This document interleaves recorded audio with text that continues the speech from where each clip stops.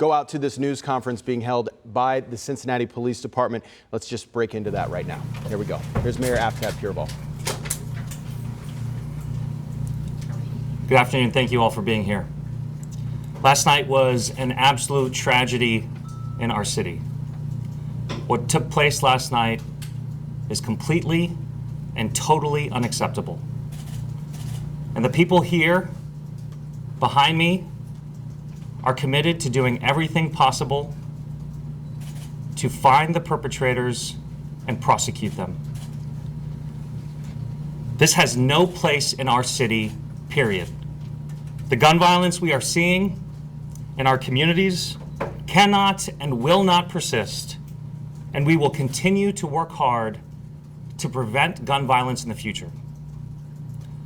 My heart goes out to the victims and their families, and I thank God that there were no fatalities last night. And that is because our police officers responded with heroic and immediate action. Thank you to them once again for answering the call and saving lives. And thank you for working through the night, through this morning, to investigate this crime and to provide updates to the community. Thank you to the other first responders who stabilized victims and transported them to the hospitals. As more information becomes available, we will provide updates to the public and to the media. Up next, I'd like Colonel John to give you an update, including new information, and after that, we'll hear from John Kerp, our interim city manager, Councilmember Scotty Johnson, and then we'll take your questions. Colonel. Thank you, Mayor. Good afternoon, everyone, and thank you for being here to cover this. I think most of you have the information that we released earlier this morning. So this occurred at 1:38 a.m. At the intersection of Main Street and Woodward. Now, we had officers on scene when this evolved. We had additional patrols working through our civil disturbance response team and our SWAT team. They were working in conjunction with senior command staff members. We've had lots of crowds in Main Street through this past month to 6 weeks, so we've beefed up patrol. So it's important to know that this happened in front of officers. Our officers acted without hesitation. They acted precisely. They were diligent in what they did, courageous. I commend those officers. They showed tremendous restraint in their actions, and then they immediately responded to those who were suffering from gunshots and administered medical aid. They made it safe for fire to come in. They worked with our emergency communications section to make sure that we rendered service to these individuals.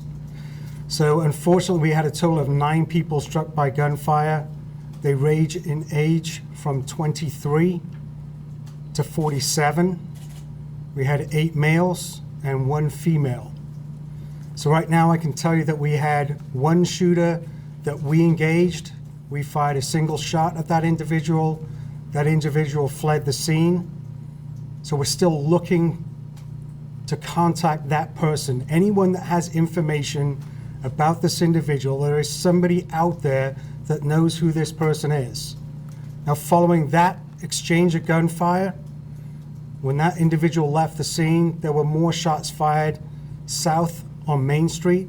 So we know we have at least 2 people firing. So right now, that's pretty much all we have. Please know, as the mayor said, we've had officers working diligently around the clock, people in this building here, the criminal investigation section working tirelessly, our PIO, everybody responding. And my thanks go to all the officers that responded. This is a day where I'm very proud of the Cincinnati police officers, our response. You should be proud of your first responders in the city of Cincinnati, police, fire, and ECC. So at this point, I'll hand it over to Mr. Kerp. So I think that what I'm asked to share with you is the name of the officer that discharged one round It's Officer Joe Shook. He's assigned to our traffic unit. Joe started with us in January of 2016. So he was part of the civil disturbance response team. He was out there with his partner. And again, he acted immediately. He ran toward the gunfire. But for the actions of him, we can only imagine what type of injuries would have to people. There is no question that the actions of Officer Joe Shook and his partner saved lives. No question. So at this point, I'll hand it over to the senior manager, Mr. John Kerr. Thank you, Colonel. Of course, my comments echo those of the mayor. Solving disputes with guns is a danger to all of us. But I especially want to thank the men and women of the police department, in particular Officer Shook and his partner, whose immediate response saved lives. I also want to recognize District 1 Commander Hammer, along with CDRT Captain Henning, who did an outstanding job in managing the scene and coordinating with our fire services last night to be sure that critical aid could get there immediately. And then also I want to give a special thanks to Captain Steve Saunders, who was our night chief, as well as responsible for coordinating our investigation last night. It's been a long day and night for him and for all of us, and I want to thank him especially for his work today. Next, I believe Councilmember Johnson has a few words. Thank you. It's been said, but let me reiterate. This type of behavior is absolutely uncalled for and unacceptable in the city of Cincinnati. I am calling for personal accountability in this city.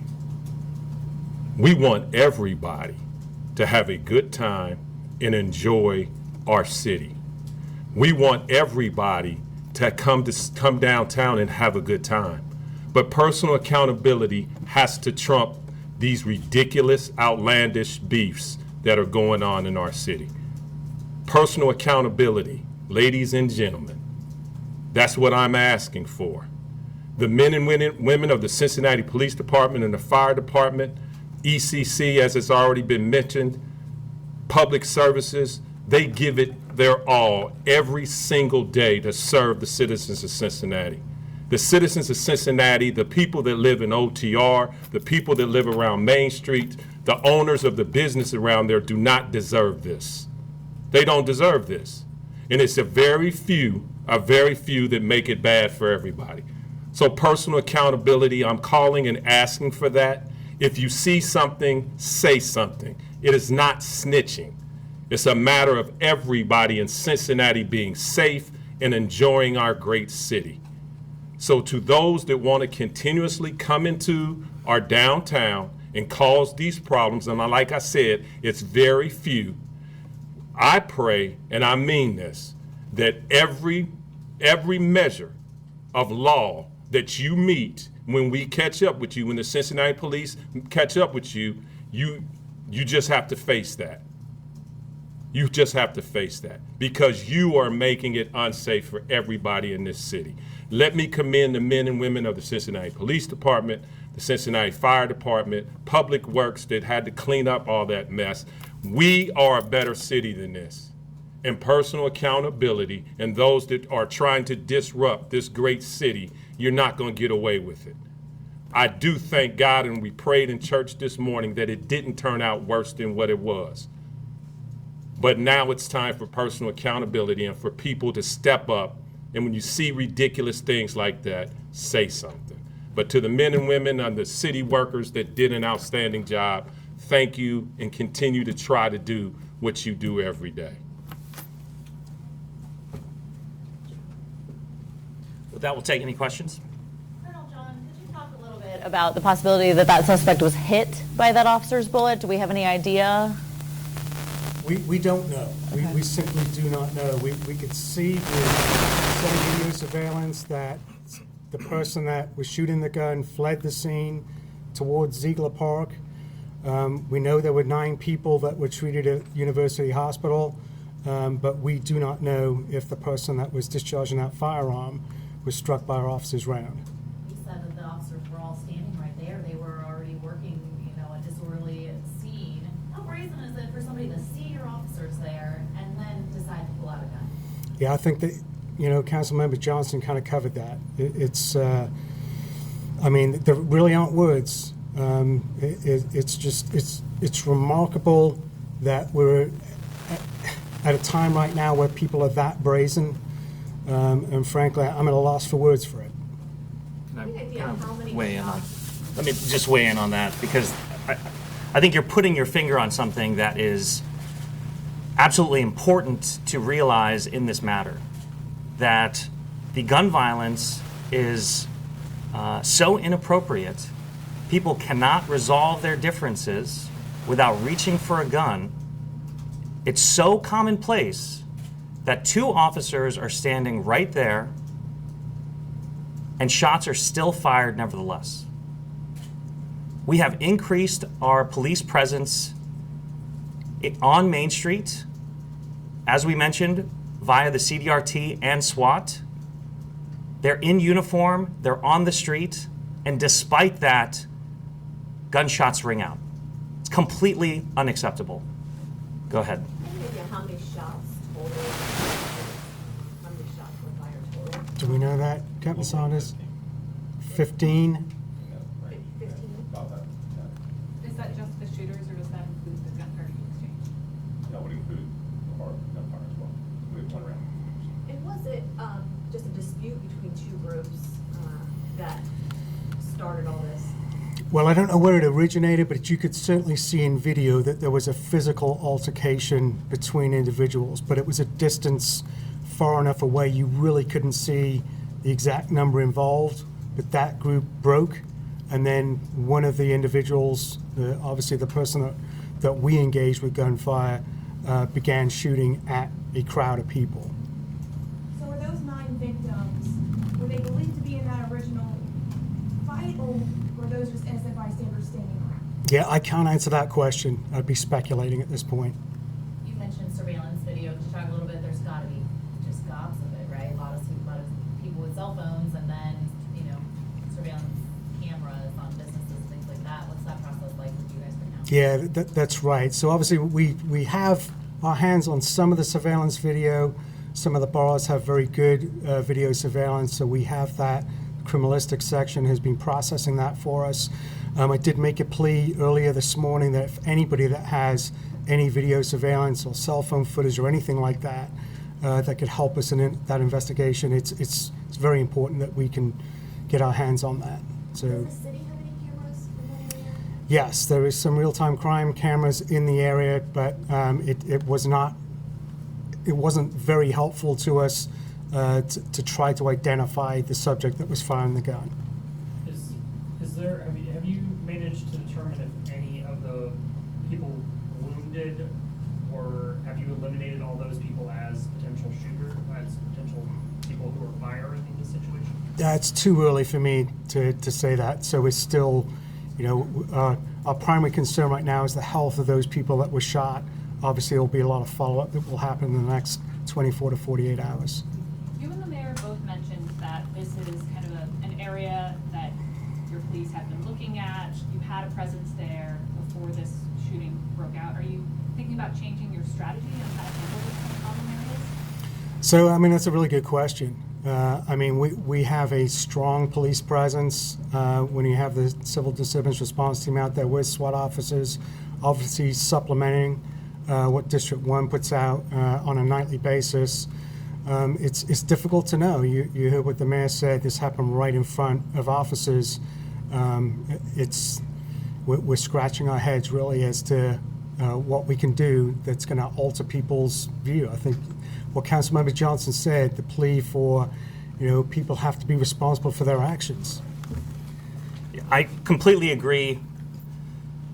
People have to be responsible for their actions, but Cincinnati can believe that that everything is on the table, and we will work hard to make sure that this doesn't happen again on Main Street or other places in the city. Obviously, it's an incredibly challenging issue.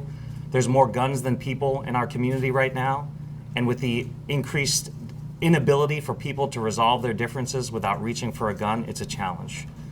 But nevertheless, we're going to work hard to prevent this from happening. And so we are absolutely looking at all options in that specific area and around the city in order to do just that. What other options are available that the city hasn't already tried? Is it a matter of more funding to current efforts, or are there things that maybe the city hasn't tried before that could be started? Well, I think the city's been very generous with the funding to help supplement the overtime needed to cover these gaps. So we have many more officers out working than we would, even with additional officers if they were added to the complement that we have. So, you know, when it comes to funding, it's there. We're getting all the assistance we need from city administration. I will make this plea, though. You've heard about conflict resolution. That's our job. Call us. If you're involved in a conflict and you feel threatened, then call us to resolve it for you. There was a shooting also at the banks last night. Has it been determined that that's completely unrelated to this? We don't believe there's any link between those two shootings. Unfortunately, we've been in this position with mass shootings before, some of which have been fatal. Is there some sort of protocol that you see it has in place that you activate, you know, calling all hands on deck, that sort of thing? Can you touch on that at all? Yeah, I can't really speak about UC's procedures, but they are phenomenal. They work incredibly closely, obviously, with fire. I can tell you this, that our officers, when they first got to the victims, were applying tourniquets. That was very important for us. We did have, obviously, a large crowd of people that were infringing on those officers. We wanted to make sure it was safe for fire to come in, so we had to move that crowd along. But obviously, adding tourniquets to an officer's regular uniform equipment is very important for us. And I know, speaking to some of the doctors, that's been very, very helpful to save lives, quite frankly. Mayor, and it's the fourth mass shooting in the area this year alone. So how frequently are you having discussions in terms of addressing Cincinnati police personnel, the amount, maybe overtime issues?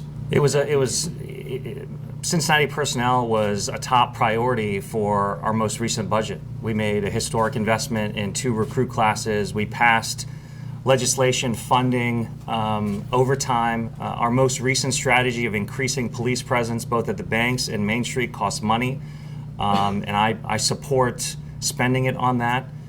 But as Colonel John just mentioned, it's not a resource issue. The shooting at the banks and the shooting at Main Street were not related. But for one thing, they both emanated from an argument. And instead of backing away or instead of having a fist fight, because of the prevalence of guns in our community, they shot at each other. It's 4 mass shootings in our region. It's completely unacceptable. And we are doing everything that we can from a resource perspective.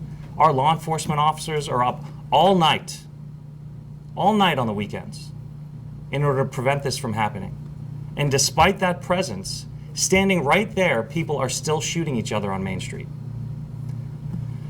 We need personal responsibility. We need people to call the police when they're having a disagreement.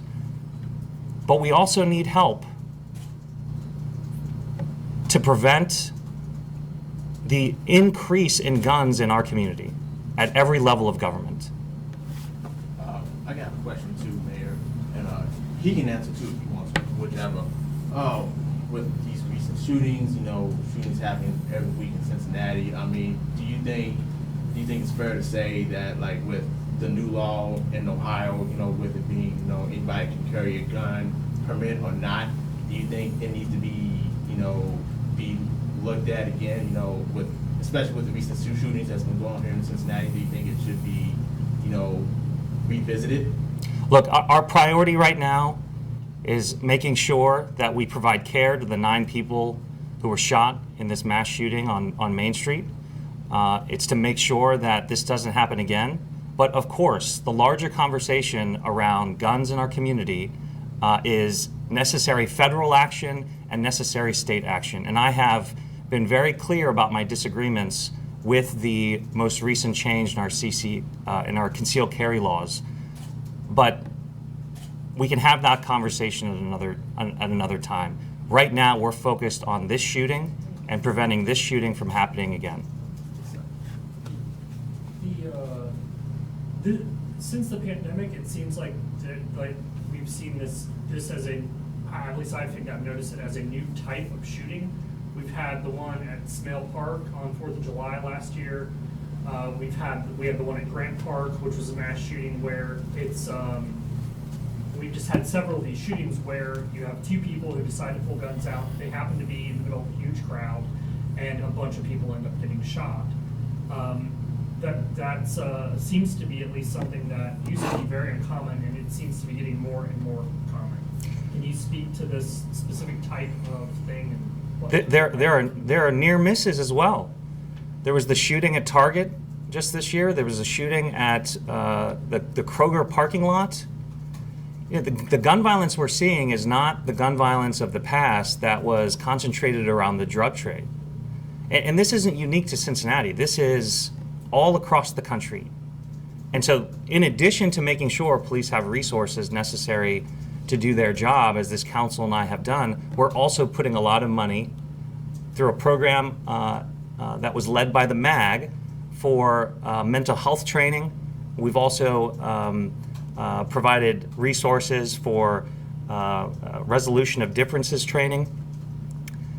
But again, we need community support, and we need the citizens of Cincinnati to recognize this devastating trend and work with us to resolve these differences without gunfire. Can you talk about the methods used by police officers early this morning, I guess, related to the crowd control? There were some flashbangs and other things. You know, why was that decided? Were there any potential injuries to civilians because of that?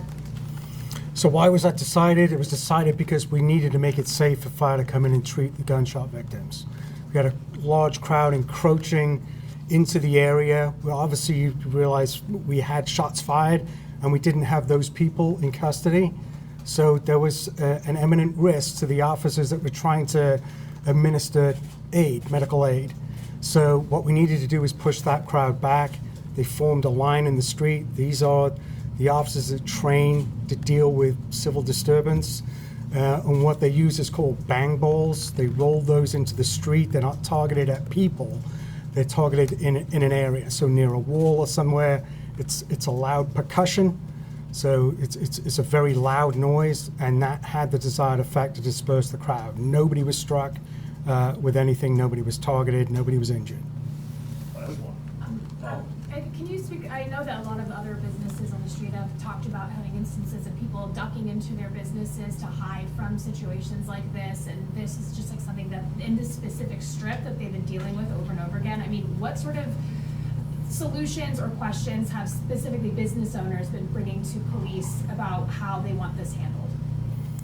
I mean, we need business owners to partner with us, to help us. They're the guardians of the area. They're there all the time. Even when we're not there, they are there. So we have to be working together in accordance. I think the mayor was talking about that a little bit. So Captain Matt Hammer's been working very, very hard with the Main Street Business District to strike that alliance and get everybody on the same page. All right, Thank you. Thank you.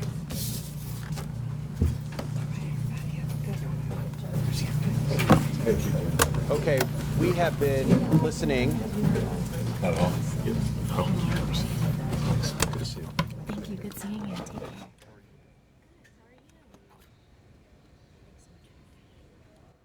You've been listening there to the news conference that started right here at noon about the shooting that took place this morning on Main Street in Over-the-Rhine. It started at 1:38 this morning. We now know among the 9 people who were shot this morning during this disturbance, 8 men, 1 woman.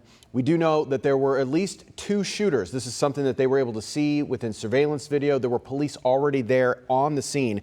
One of those shooters was engaged by a police officer. That is Officer Joe Shook. He joined the force in January 2016. At least 1 round fired at that suspect, but at the moment that person has not been placed into custody. They have not made contact with that person. They also do not know if that person was one of those injured and taken to UC Medical Center. That is something they're trying to figure out this morning. If you were here with us right at the top, you heard some very emotional statements from Mayor Aftab Pureval, calling it an absolute tragedy in our city, saying what took place last night is completely and totally unacceptable. And City Council member Scotty Johnson calling for personal accountability, saying this is ridiculous. There are outlandish beefs within this city. We have some new video that just came into the WCPO 9 newsroom as well that shows the moment of panic as the gunshots started going off this morning. It's surveillance video that comes from a business owner. Just want to warn you, what you're about to hear is concerning.